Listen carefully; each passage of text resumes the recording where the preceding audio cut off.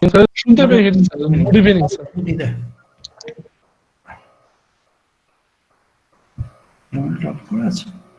হ্যাঁ ক্যামেরা কেন তোমার ক্যামেরা অন চাই? এই শুধু ডাউন অ্যারোটা টিপবে। ডাউনলোডটা তো হ্যাঁ আচ্ছা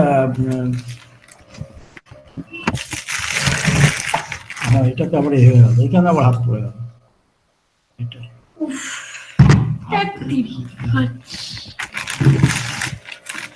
Hello, Yes sir, yes sir. can you see the page on Yes, sir. comparison of air standard cycles? Yes sir, yes, Yes, sir. Yes, sir.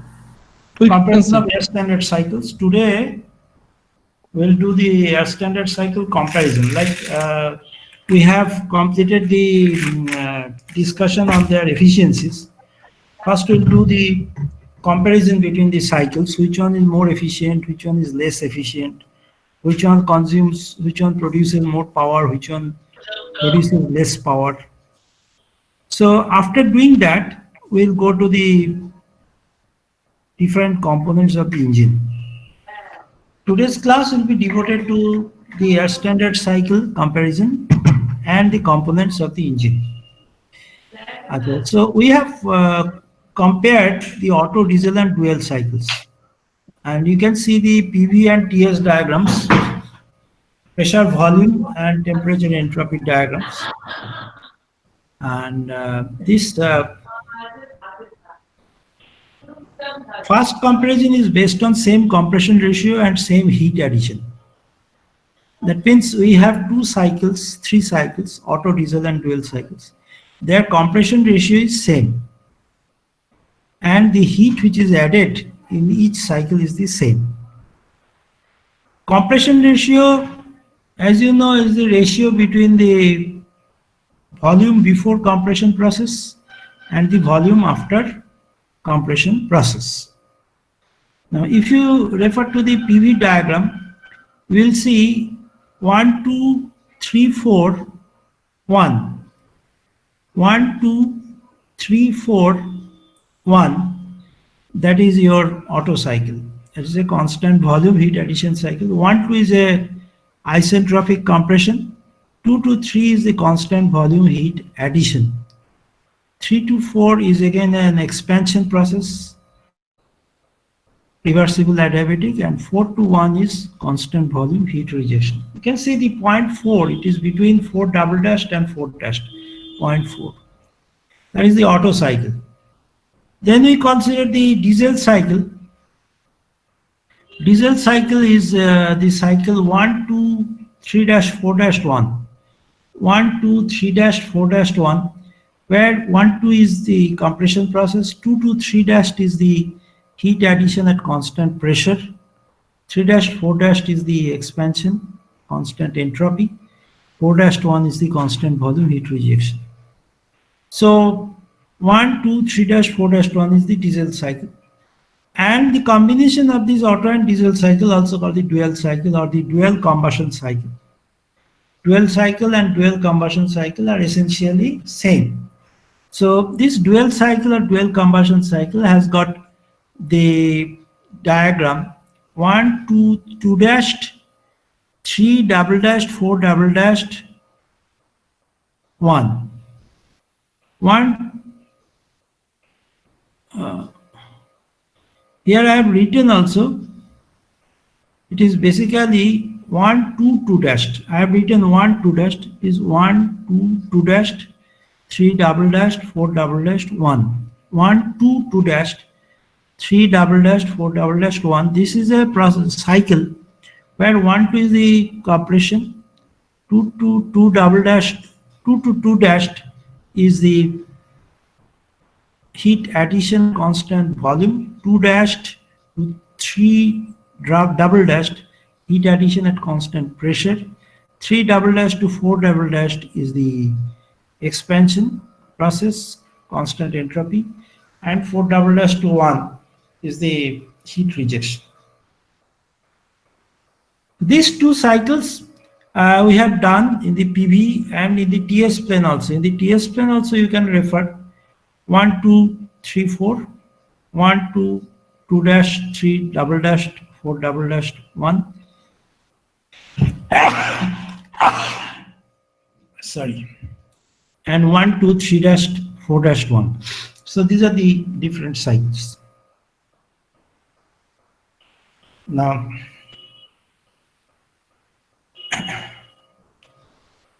same heat input. So since the 3 cycles have the same heat input, as you know, the heat input is given by the area below the heat addition processes. If you consider the heat input of the Otto cycle, it is the area 5 to 3, 6 in the TS plane. If you refer to the TS cycle, I mean temperature versus entropy plane diagram, refer to the Otto cycle 1, 2, 3, 4.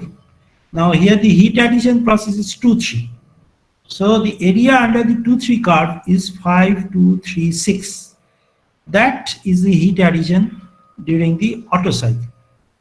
And as per the given data, heat addition in the Otto cycle and diesel cycle and dual cycle are same. So area 5, 2, 3, 6, this area, and area 5 to 3-6 dash, and area 5 to 2-3-6 dash. They are equal.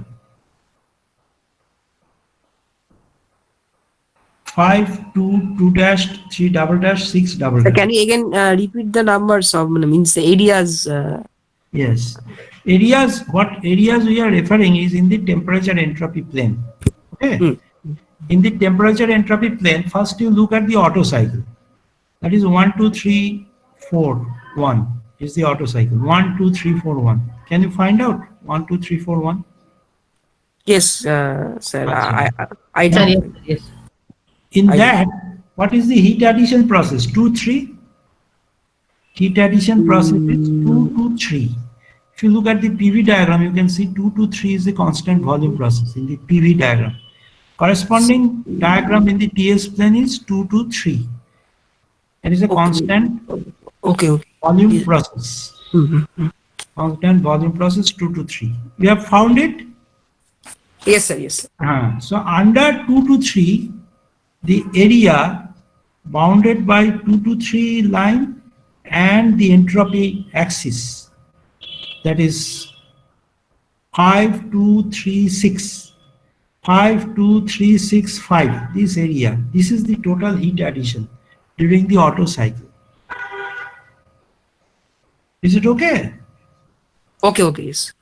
So similarly, you can find out the areas under the heat addition processes for the diesel cycle also.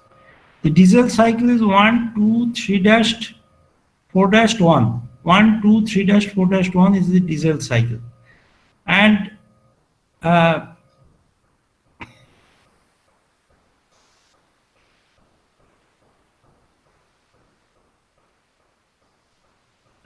am sorry, it is 1, 2, yes, 1, 2, 3-4-1, right. So 1, 2, 3-4-1, there the heat addition process is 2 to 3 dash. 2 to 3 dash is the constant pressure process in the diesel cycle, which is the heat addition process. And what is the total area under that? 5 to 3-6-5. That is the heat addition during the diesel cycle. Got it?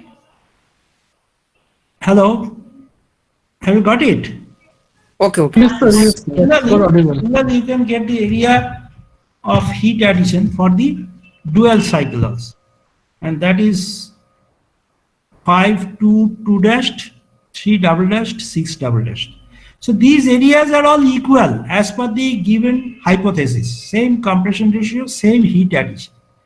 So heat addition is same. So these areas are same. And same compression ratio, how it is ensured in these diagrams. You see, if you look at the PV plane, P1 is same for all the 3 cycles. The starting point is same and the starting velocity, starting volume is also same. And V2 is the volume at the end of the compression process. That is also same for all the 3 cycles. So V1 by V2 is the compression ratio. Now that compression ratio is also same. So finally, we have come to the same compression ratio, same heat addition condition. With this, we find that the work output in the Otto cycle, what is the net work output? That is the area of the diagram. Heat addition minus heat rejection, that is the work output. So you have seen that the heat addition are equal, and what is the heat rejection? That is the area under the heat rejection process. What is the heat rejection process? For Otto cycle it is 4-1. For Otto cycle it is 4-1. So the heat rejection is equal to the area 46514. 46514, that is the, because I am not having the board in front of me, so I am just referring to the sketch which I have drawn. 4-1 is the heat rejection process in the Otto cycle. The total heat rejection is 41564. That is the heat rejection. This area stands for the heat rejection for the Otto cycle. For the diesel cycle, the total heat rejection is equal to the area 4-6-514. 4-6-514. That is the heat rejection. For the dual cycle, 4-6-514.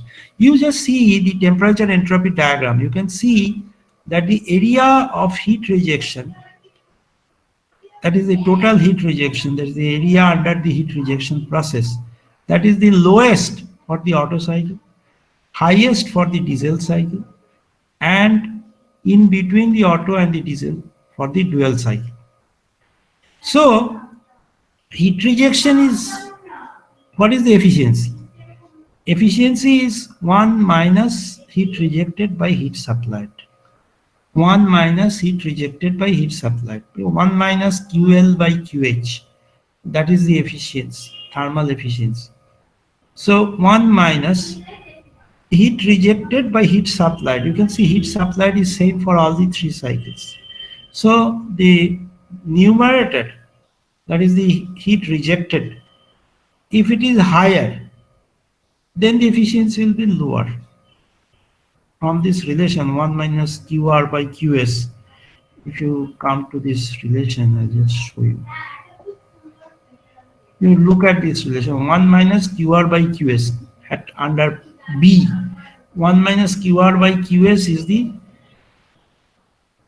efficiency.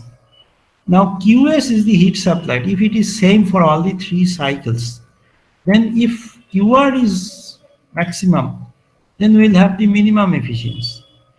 So we apply that logic and we come to the conclusion that the efficiency of the Otto cycle will be the largest, because for the Otto cycle the heat input is same as the diesel and dual cycles, but the heat rejection is lowest.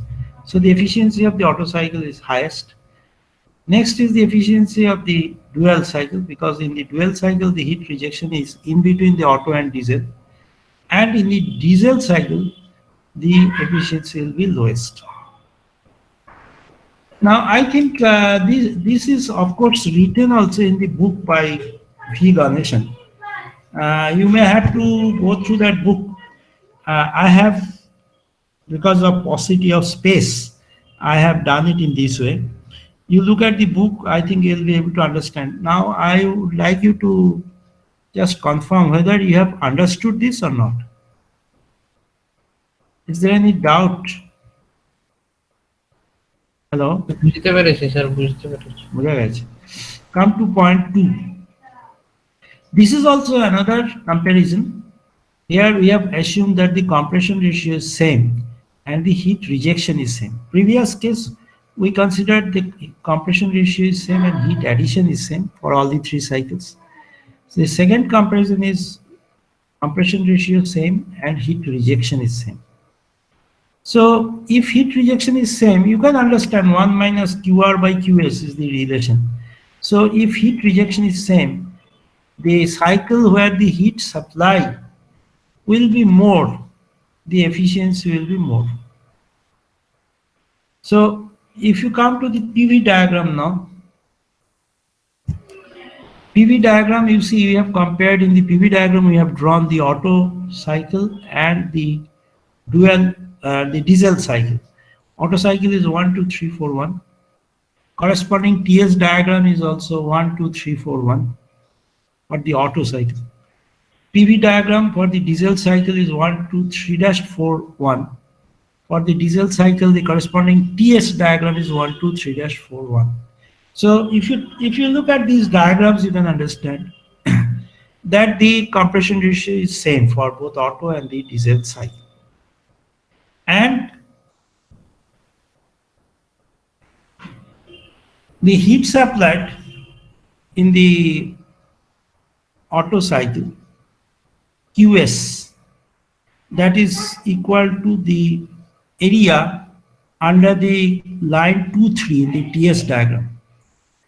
Under the line 2,3, 2,3 is the constant volume process where heat addition occurs in the Otto cycle. Under the curve 2,3, what is the total area bounded between the 2,3 curve and the S axis, entropy axis? That area is larger than the area bounded between 2,3 and the entropy axis. You understand? So the QS, that is the heat supplied for the Otto cycle, is larger than the heat supplied for the diesel cycle. So the efficiency of the Otto cycle will be greater than the efficiency of the diesel cycle. So this is how we have proved by using the diagram. So this comparison we are doing by taking help of the PV and TS diagrams. Similarly, I have not drawn the dual cycle here. If you consider the dual cycle with the same compression ratio, it will be in between the Otto and the diesel cycle. So the efficiency of the Otto cycle is greater than the efficiency of the dual cycle, and that is greater than the efficiency of the diesel cycle. That will be the final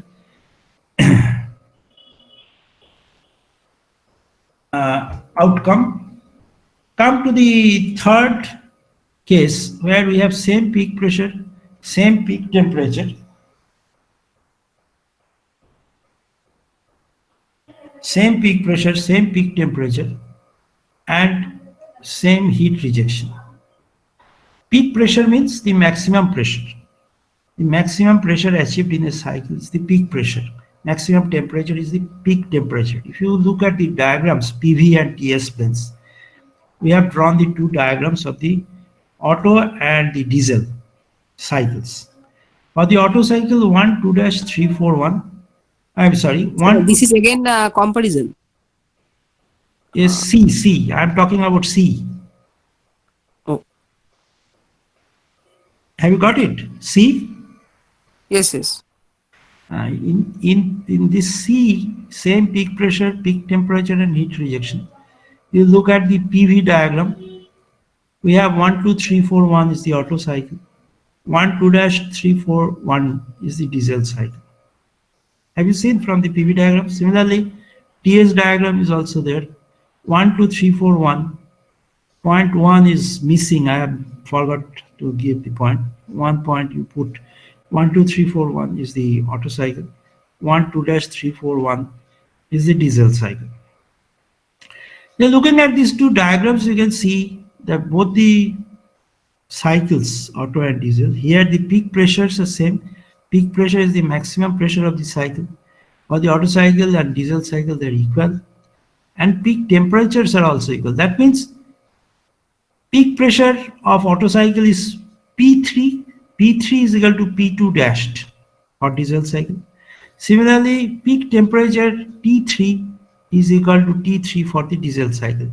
So you see the peak pressure, peak temperature are same. Heat rejection is also same, they are saying. So how the heat rejection is same? Look at the TS diagram. You see the heat rejection process is 4-1. See, 1 point I have missed. 1 is the starting point of the cycle. So look at the 4-1, which is the lowermost line of the TS diagram. 4-1. If you consider an area under this 4-1 diagram extending up to the entropy axis. from 4,1 to the entropy axis, if you extend, you will get some area. That is the area of heat rejection for the Otto cycle, for the diesel cycle. For both these cases, heat rejection is same. So the efficiency 1 minus Q heat rejected by heat supplied. Heat rejected being same, if the heat supplied is higher, then the efficiency will be higher. Now you look at this TS diagram now. Heat supplied is higher for the diesel cycle and lower for the Otto cycle. So you can see the efficiency of the diesel cycle is greater than the efficiency of the Otto cycle. If you carry out the same exercise with the dual cycle, you will find that the efficiency of the dual cycle is in between, lying in between the Otto and the diesel cycles. Next, we come to the same maximum pressure and heat input. We are comparing now the cycles based on the same maximum pressure and same heat input. Just look at the diagrams which we have drawn in the PV plane. Two cycles, 1, 2, 3, 4, 1 is the Otto cycle. 1, 2 3 4 1 is the diesel cycle. For these two cycles, maximum pressure is same because P3 and P3 are same, and heat input is also same. How the heat input is same? If you come to the temperature entropy diagram, the Otto cycle 1, 2, 3, 4, 1, the heat input is equal to the area under the process 2 to 3 and the S axis. So this area and the area under the process line 2 3 and the S axis, they are equal. So because they are equal, heat rejection of Otto cycle, you can see from this that the heat rejection of the Otto cycle, heat rejection process in the Otto cycle is 4,1 and heat rejection process of the diesel cycle is 4-1. So clearly the heat rejection area of the Otto cycle is larger than the heat rejection of the diesel cycle. So if the heat supply is same, then if the heat rejection is more, then the efficiency of that cycle where heat rejection is larger will be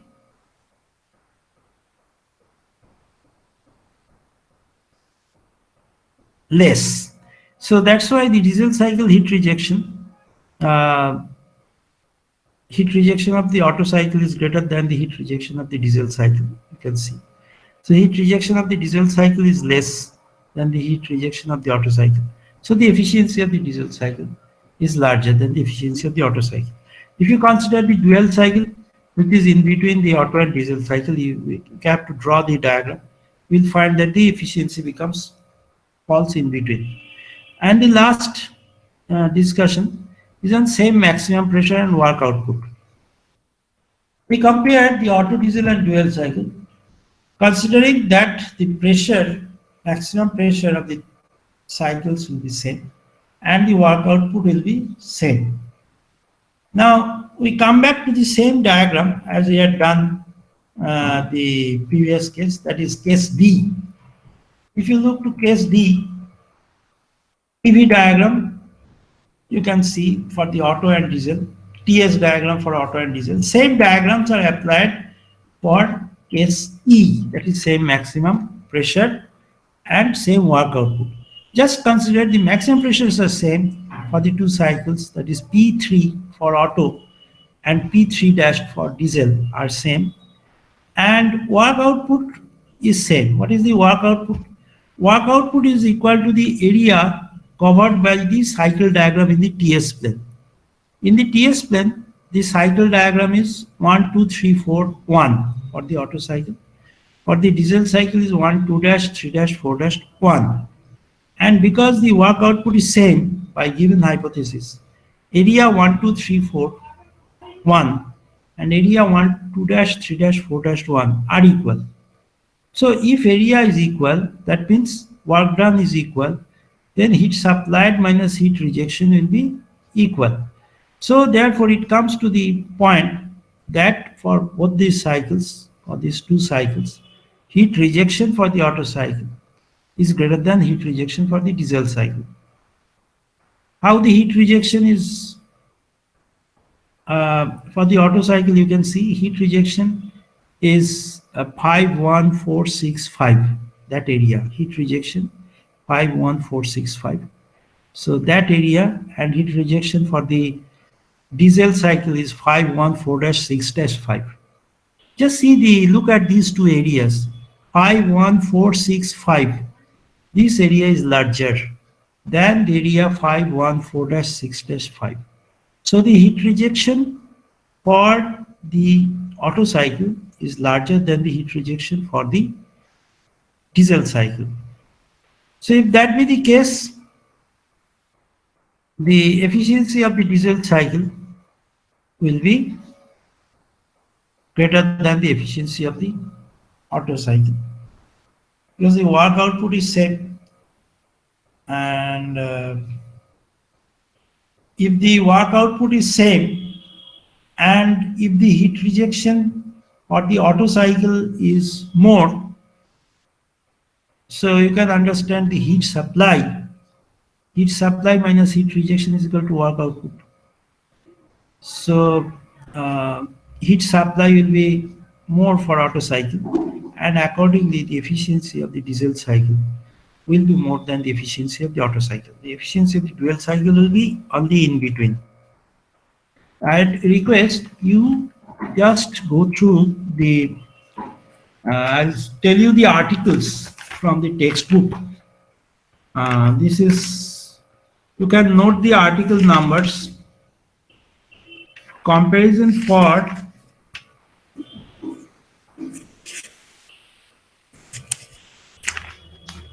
comparison of the Otto, diesel and dual cycles, article 3.8. Comparison of the Otto, diesel and dual cycles, article 3.8. There are 3.8.1, 3.8.2, 3.8.3, 3.8.4 and 3.8.5. 5 types of comparison are there.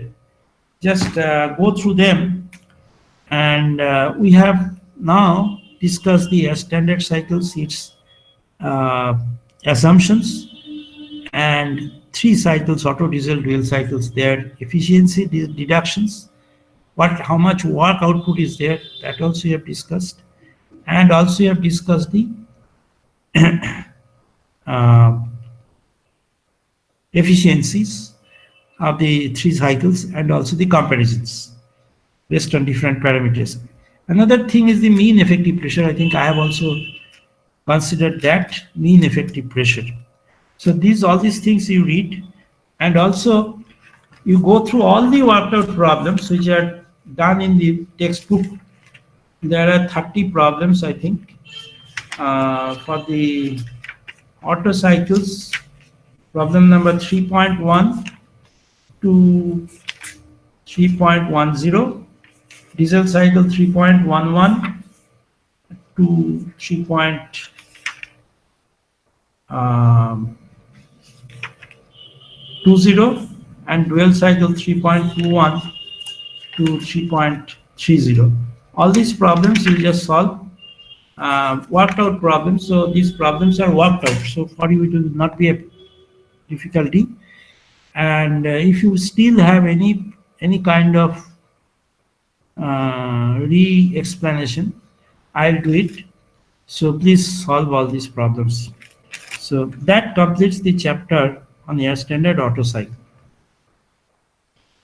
So why I have done this chapter at the beginning, because this is the theoretical cycle. Now we'll go to the actual cycle. Before going to the actual cycle, I'll tell you about the next chapter. This one, we are starting the next chapter. This is called the next chapter in the textbook. It is given the name Basic Concepts. Basic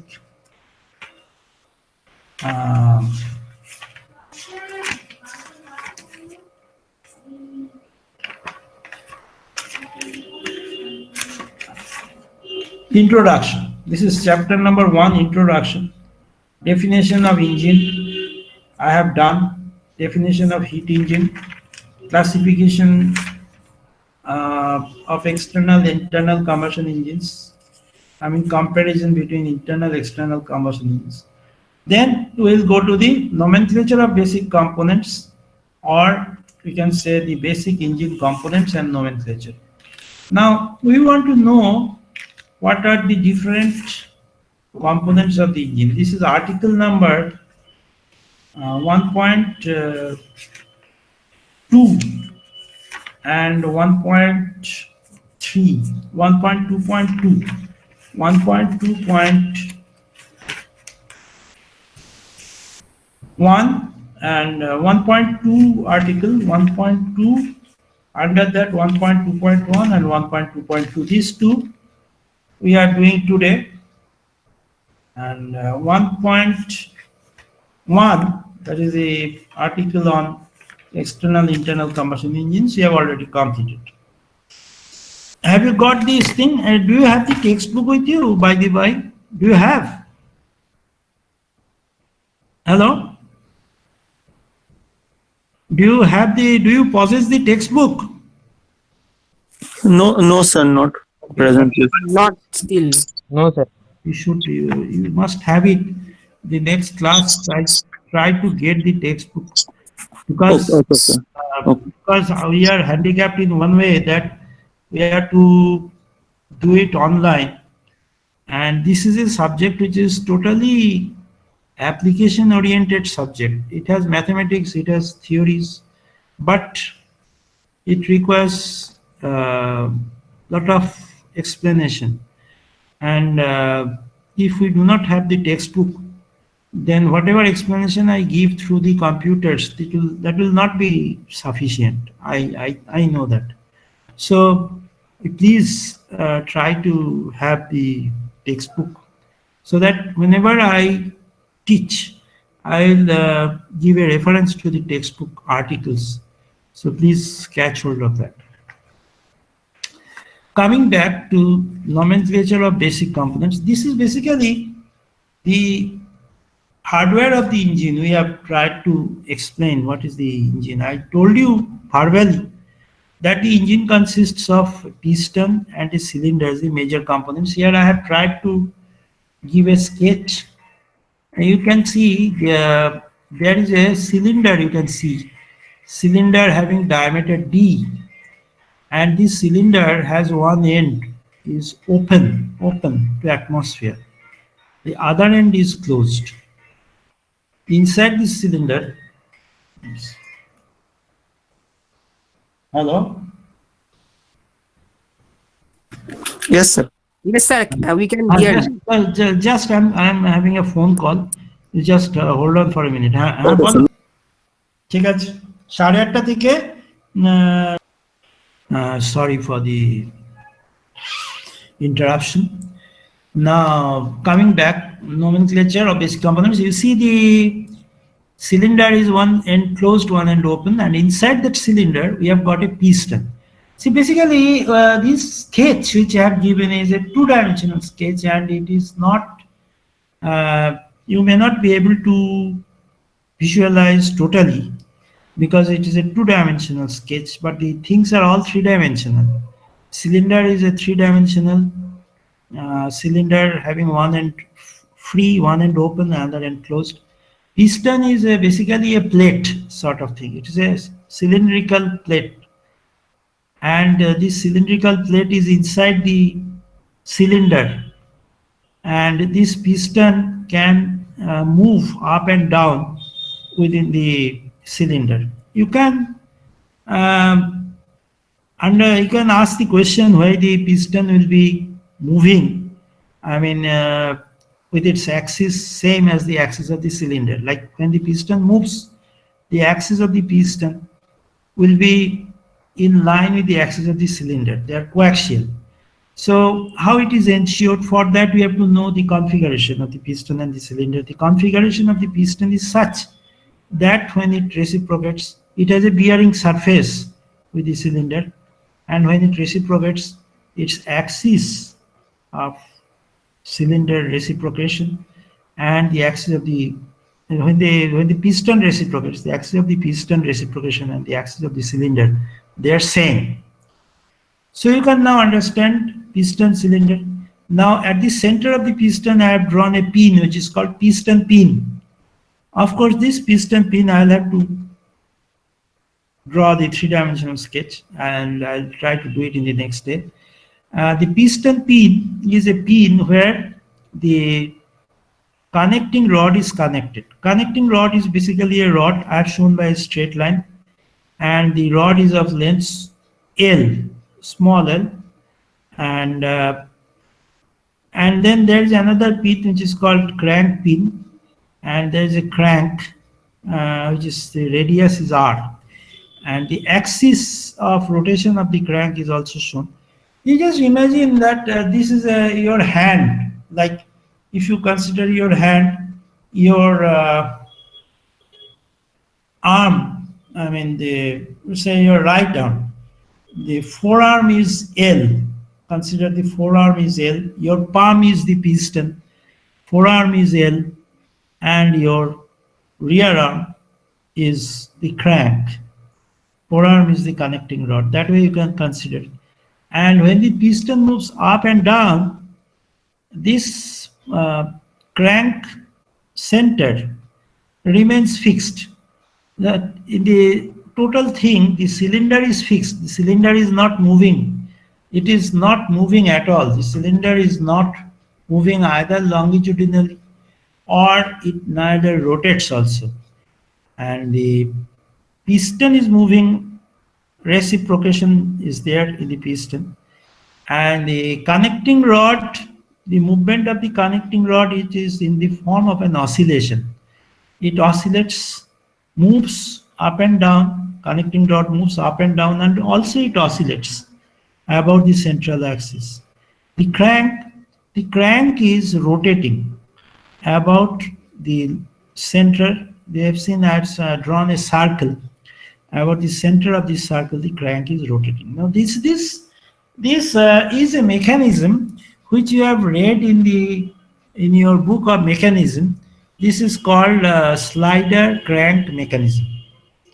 The slider is the piston, crank is the rotating part. This is the mechanism. This mechanism is used for transforming reciprocating motion into rotary motion. How? The reciprocating motion comes from the piston and the rotary motion is in the crank. So if you provide, I mean this linkage, you can consider, have you read 4-bar linkage? No, na? You have read 4-bar linkage? No. Okay. Yes. 4-bar linkage in mechanics. Yes, sir, we have read. একটু Yes, পড়েছেন sir. Yes, sir. Okay, forget it right now. Long back. Now, right now, the piston is the driving part. The piston moves up and down. Why the piston moves up and down? That is the second story.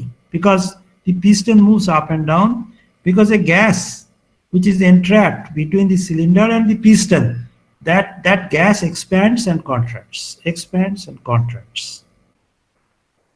So that gas expands and contracts, that's why the piston moves up and down. And when the piston moves up and down, the crank rotates. The crank arm will be rotating. And this rotation is what we are interested. We want to get rotation. If you connect this crank shaft, that is the axis of the crank, to a generator, electrical generator, then this device, the piston, reciprocating piston, by way of its reciprocation, it makes the crank rotate about its axis, and the crank axis is a shaft which is connected to the generator. So the generator produces electricity. So this is the way of producing electricity. And also, if you do not have a generator, if you connect the crank axis or crankshaft to the wheel of a car, then that wheel rotates, the car moves. That is the, if you connect the axis of the crank or crankshaft to the rear axle of the car, then the rear axle will rotate, and that will make the front axle also to rotate, and the car will move. So this is a device which is called an engine. because it produces mechanical energy continuously by way of rotation of the crank, and the energy is produced by way of conversion of chemical energy of the fuel into heat, and heat energy into, in the form of expanding gases, in the form of movement of the piston and rotation of the crank. Now this thing, as I am telling, may not be very vivid to you, but I think it is it clear? Is this thing clear or not clear? Is it clear to you? Hello? Have you understood the have you understood the slider crank mechanism? Yes, sir. Yes, sir. Yes, sir. So if you have understood, very nice, but just a sketch, slightly difficult to understand also. I'd like to give you a three-dimensional representation the next day. And I have marked D as the diameter of the cylinder, and I have shown you that the piston moves up and down. When the piston moves up and down, the topmost position of the piston is called the top dead center. Bottommost position of the piston is called the bottom dead center, TDC and BDC. And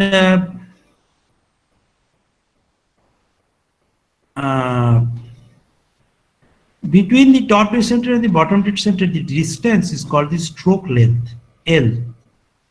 And pi by 4 d squared, d is the diameter of the piston. Pi by 4 d squared into stroke length is called the stroke volume. That is the volume swept by the piston. That is called Vs. Stroke volume or swept volume or displacement volume, also known as Vd, Vs or Vd. That is pi by 4 d squared into L. And that is the volume that the piston clears by way of its reciprocation. And when the piston is at the topmost position, you will see the top dead center. Piston cannot go above the top dead center because there is a clearance above the piston and below the end of the cylinder, cover of the cylinder, there is a small volume which is called the VC, clearance volume, VC. Why the clearance volume is provided? Because if it is not provided, then the piston will push, will collide against the cylinder, and it will create noise, vibration, all sorts of problems. So that's why a small clearance is provided at the top of the piston. That is called VC, clearance volume. And you can understand that what is the maximum volume of gas which is there in the cylinder, in between the cylinder and the piston. What is the maximum volume of gas which remains at any point of time? That is equal to Vc plus Vs. That is when the piston is at the bottom dead center. When the piston is at the bottom dead center, then the total volume of the gas inside the cylinder, that is Vc plus clearance volume plus the stroke volume, Vc plus Vs. That is the maximum volume of gas contained in the cylinder. That corresponds to your V1. If you refer back to the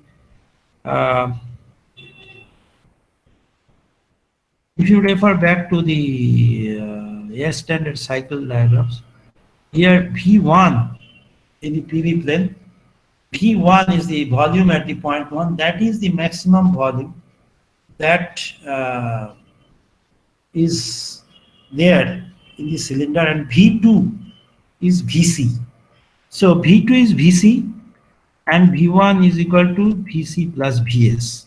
So V1 by V2 will be equal to Vc plus Vs by Vc. V1 by V2, Vc plus Vs by Vc. Can you understand? This is called the compression ratio. Compression ratio RC, right? That is the ratio between the maximum volume and the minimum volume. And so you can see Vc plus Vs by Vc. That is the compression ratio. And crank radius is R. L is the stroke length, capital L. Small l is the connecting rod length. Small r is the crank radius. Up to this, we are explaining today. And next day, I'll be again starting from this point. Some calculations are there, and some detailing is required to be done. That I'll try to do by diagrams. And then I'll explain what is the functioning of the engine, how the engine works. There are two classes of engines, 4-stroke and 2-stroke engines. And what is a stroke? As I have said, stroke length L, the piston movement between the top dead center and the bottom dead center, or from the bottom dead center to the top dead center. Piston movement is called one stroke. So one stroke movement is equal to from one dead center to the other dead center. And if we have a cycle of the engine completed in 4 movements of the piston, then we call it a 4-stroke engine. And if we have the cycle completed in 2 movements, 2 journeys of the piston from one dead center to the other, then we call it 2-stroke engine. So these are the 2 broad categories of internal combustion engines, 2-stroke and 4-stroke engines. Another 2 broad categories are the spark ignition engine and the compression ignition engines, or petrol engines and diesel engines. So all these things will be discussed in more detail the next day. And by your classes, I think you prefer on the as per the routine. Can you tell me when, as per the routine, when the classes are there? Monday, I think it is there. Yes, sir. Yes, sir. হ্যাঁ রুটিনে কবে কবে class আছে? Monday মনে হয় 2 ঘন্টা দাঁড়ান দেখছি। Do you have the routine with you? Sir, in Tuesday we have classes from 10 a.m. to 12 p.m. and then we have classes on Friday from 1 p.m. to 2 p.m. And that's all. 10 to 12 and Yes, sir. Friday 1 to 2. 2. Yes, sir. So Friday 1 to 2, let us make the time as we have done it today, 6 to 7. Let us make it from, hello? Yes, sir. Yes, sir. Let us make it from 1 to 2 if it suits you better on Friday. Okay, sir. Okay, sir. If it suits, there is some disturbance. Hello? Yes, sir. Any reverb, some sound is coming. So, Yes, sir. Then there is no problem with the network, sir. Sound is coming, sir. Acha. So make it from 1 to 2, 1 p.m. to 2 p.m. on Friday, and Tuesday it is 10 to 12. It will be difficult, 10 to 12, but can we make it from 12 to 2 or 11 to 1? It is possible. Just try. And for this week, today is Thursday. Saturday, I'll be taking another class. And this Saturday, if you can manage the time at your convenient time, we'll take the class. You have to tell me what time you want. Give me 1 hour at least, or 1.5 or 2 hours. Maybe in the forenoon, that is 11 to 12, 12:30, you can give me. Or you can give me in the afternoon also. It's up to you. And Saturday also 1 class I want to take this week only. Next week onwards, it will be as per your routine. That is Tuesday at the time you are giving, and Friday. Okay, sir. Okay. So this Saturday, we can take the class at what time? We will let you know Huh? after the voting. Hello, sir. Hey, our vote for